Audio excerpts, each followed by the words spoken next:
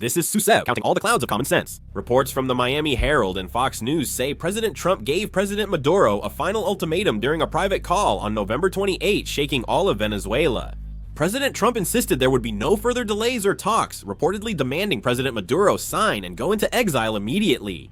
Analysts say this call was the first indication the United States was enforcing its repeatedly stated red lines.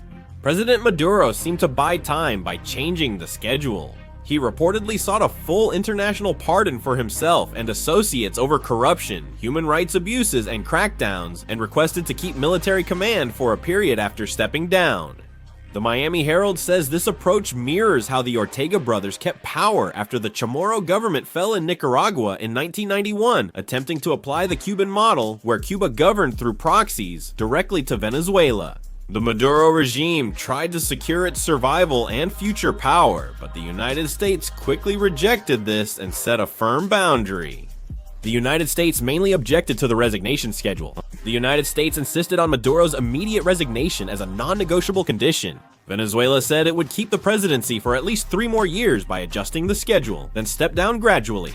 They admitted wanting to buy time and strengthen internal power, but did not agree. The sides couldn't narrow their differences, and the talks have reportedly reached a virtual breakdown.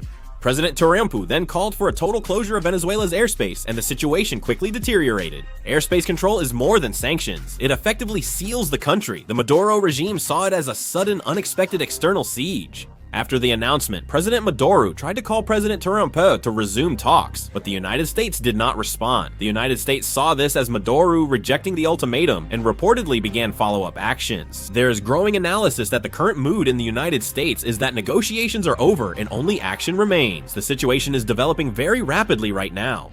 If there is any further news, I will make a video and upload it. Thank you.